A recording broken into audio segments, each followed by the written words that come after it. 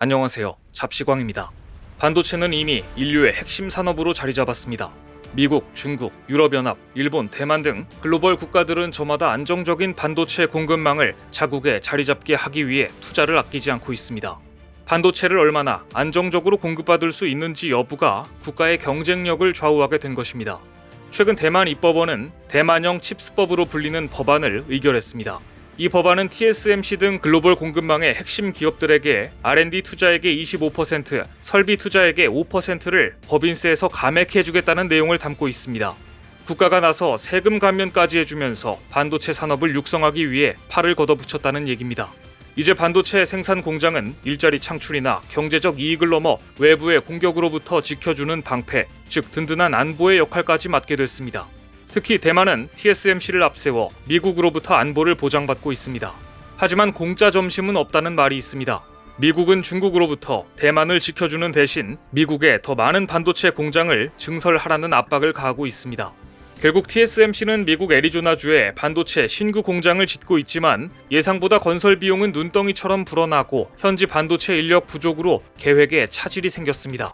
거기에 최근 미국이 말을 바꾸어 정부의 보조금 지원까지도 까다로워지면서 TSMC 내부에서도 미국 신규 공장에 대해 불만이 터져나오고 있는 상황입니다. 모리스 창 TSMC 창업자는 처음부터 미국 내 반도체 생산에 대해 회의적이었습니다.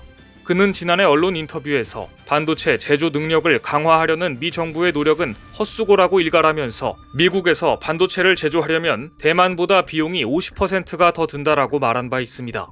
모리스 창의 예언은 그대로 맞아떨어졌습니다. 공사 기간은 늘어나고 투자 비용은 눈덩이처럼 불어났으며 TSMC의 고민은 더 깊어지고 있습니다. 더구나 미국은 끊임없이 TSMC의 인재들을 노리고 있습니다.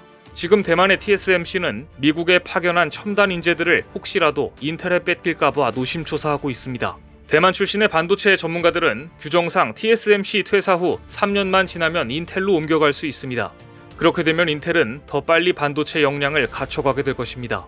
하지만 대만은 미국이 대놓고 요구하는 반도체 공장 증설에 대해 거절할 수 있는 처지도 못 됩니다. 올해 중국의 의회격인 전국인민대표회의 폐막연설에서 시진핑 주석은 대만 문제에 대해 외부의 간섭을 반대한다. 하나의 중국은 원칙이며 흔들림 없이 조국 통일 과정을 추진하겠다고 밝혀 대만의 무기 판매를 허용하고 군사훈련을 지원하는 미국의 움직임을 좌시하지 않겠다는 점을 명확히 했습니다. 시 주석의 폐막연설은 글자 수로 1,800여 자에 불과했습니다.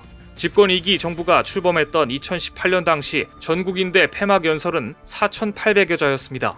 베이징 소식통들은 시 주석이 짧은 연설을 통해 자신감을 드러냈다면서 시 주석 중심으로 권력 집중이 완성됐기 때문에 연설을 길게 할 필요가 없었을 것이라고 분석했습니다. 시진핑 주석으로의 권력 집중은 대만이 가장 두려워하는 상황입니다. 그런데 이런 분위기 속에서 최근 대만과 미국의 관계가 최악으로 치닫는 발표가 나왔습니다. 미국의 전직 고위 공직자가 만약 중국이 대만을 침공한다면 중국이 세계적 반도체 회사 TSMC의 공장을 확보하기 전에 미국이 TSMC 공장을 먼저 파괴할 것이라고 말한 것입니다. 이 같은 발언은 전 백악관 국가안보보좌관이었던 로버트 오브라이언의 입에서 나왔습니다. 오브라이언은 미국과 동맹국들은 절대로 TSMC의 공장들이 중국의 손에 떨어지도록 내버려두지 않을 것이라는 발언도 했습니다. 오브라이언 전 보좌관은 도널드 트럼프 전 대통령의 재임기 후반에 미국 국가안보회의를 이끌며 당시 미국의 외교안보 전략을 총괄한 인물이었습니다. 오브라이언 전 보좌관은 만일 중국이 TSMC 공장들을 차지하게 되면 반도체가 새로운 석유 수출기구, 즉 오펙이 될 것이라며 오펙이 산유량을 조절하며 세계 경제에 영향력을 행사하는 것처럼 중국도 최첨단 반도체 생산을 쥐락펴락하게 될 것이라고 말했습니다.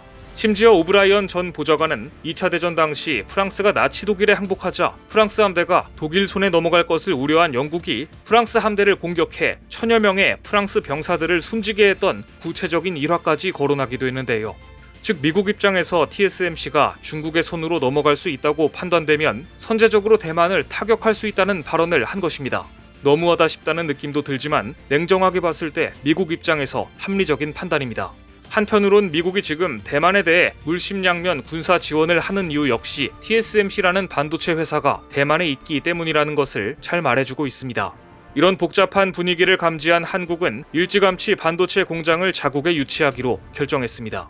지난 15일 삼성전자는 유럽, 미국 등의 요구를 뿌리치고 300조를 투자해 시스템 반도체 클러스터를 서울에서 가까운 용인에 건설하겠다고 전격 발표했습니다. 외신들도 이 소식을 일제히 타전하며 비상한 관심을 보였습니다. 한국과 삼성은 앞으로 20년간 300조 원을 투자해 6대 첨단 산업과 15개 산업단지를 육성하겠다고 발표했는데, 외신들이 가장 주목한 부분은 바로 경기도 용인에 세계 최대 규모의 시스템 반도체 클러스터를 건설하겠다는 발표였습니다. 특히 삼성전자가 평택 캠퍼스에 약 2.5배나 넓은 반도체 클러스터를 용인에 짓겠다고 발표하자 블룸버그를 비롯한 외신들은 한국이 반도체 패권 전쟁에 동참했다, 기술 패권을 잡기 위한 한국 정부와 삼성의 대규모 투자 결정은 글로벌 반도체 제조를 선도하겠다는 한국의 야망에 부합하는 것이다라고 해석했습니다. 삼성이 왜 이곳을 택했는지는 지도를 펴면 어렵지 않게 확인할 수 있습니다. 경부고속도로와 고속철도 동탄역에서 멀지 않고 기존 반도체 생산 기지인 화성과 평택의 가운데에 있습니다. 기존 인프라를 공유할 수 있는 클러스터 효과를 누릴 수 있기 때문입니다. 그동안 삼성전자는 미국과 EU 등 주요 국가로부터 반도체 공장을 지어달라는 러브콜과 압박을 동시에 받았습니다. 이런 상황에서 한국이 삼성으로 대변되는 반도체 클러스터를 용인에 허용한 것은 반도체 공장이 한국 경제를 좌우하는 것은 물론 안보와도 직결되었다고 판단했기 때문입니다. 삼성전자의 차세대 공장이 미국이나 EU로 가게 되면 반도체 생산 중심국으로서 한국의 가치는 크게 낮아질 수밖에 없습니다. 더구나 파운드리는 기술을 보유하고 있더라도 공격적인 생산 능력 증대 없이는 점유율 확보가 불가능합니다. 즉 기술만큼 공장도 중요한 분야입니다.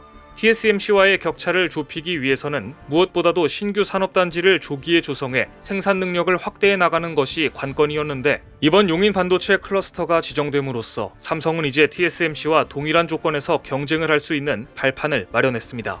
누구보다 일본 언론들도 이 내용을 집중 보도했습니다. 니케이는 삼성, 한국의 반도체 신거점, 위탁 생산 총 31조엔 투자라는 기사에서 삼성전자가 미중 갈등으로 불거진 반도체의 지정학적 리스크를 의식해 한국 정부의 지원을 받으며 자국 내 거액의 투자를 단행한다. 이번 투자가 완성되면 반도체 장비와 글로벌 소재 업체들의 한국 진출이 가속화될 가능성이 있다. 네덜란드 ASML과 일본 도쿄 일렉트로닉 등 세계적 장비 업체들이 한국에서 거점을 확충하고 있다며 경계심을 감추지 않았습니다. 대만은 자주국방이 불가능에 가깝지만 한국은 다릅니다. 미국은 삼성이 자국에 더 많은 반도체 공장을 지으라고 압박하지만 삼성의 입장에서는 타산이 맞지 않는다면 생산 기지를 한국에 몰아서 대만보다 안정적인 실리콘 쉴드를 만드는 것이 가능합니다. 미국이 유사시 대만의 TSMC를 제거할 수 있다고 보는 상황에서 한국의 반도체 클러스터는 한국 경제와 안보를 지킬 마지막 보루가 될 전망입니다. 대만의 TSMC는 중국으로 넘어갈 수 있는 리스크를 항상 안고 있기 때문에 한국의 반도체 클러스터는 미국 입장에서도 최후의 보루입니다. 결국 미국도 함부로 건드릴 수 없는 산업단지가 되는 것입니다. 이미 대만 TSMC의 창업자인 장중머우 전 회장은 오래전 외신과의 인터뷰에서 TSMC로 인한 실리콘 쉴드가 시진핑 주석의 공격으로부터 대만을 보호할 수 있다라고 앞을 내다봤고, 미국 인텔의 팻 겔싱어 CEO도 과거 50년은 석유 매장지가 지정학적으로 중요했다면 미래 50년은 반도체 공장이 어느 지역에 있는지가 더 중요하다고 반도체의 중요성을 강조한 바 있습니다. 결국 한국을 중심으로 반도체 오펙이 결성될 가능성이 매우 높아졌는데요. 석유는 중동 국가들이 국영 기업을 중심으로 장악하고 있지만 반도체는 민간 기업들이 주도하는 산업입니다. 따라서 앞으로 일본은 물론이며 유럽과 미국의 반도체 관련 기업들이 한국이 주도하는 반도체 오펙에 줄을 설 가능성이 높아졌습니다. 이번 용인 반도체 클러스터 건설 결정이 앞으로 한국을 산유국의 반열로 만들어주길 기대해봅니다. 오늘 준비한 소식은 여기까지입니다. 댓글을 통한 여러분들의 많은 의견 기다리겠습니다. 시청해주셔서 감사합니다.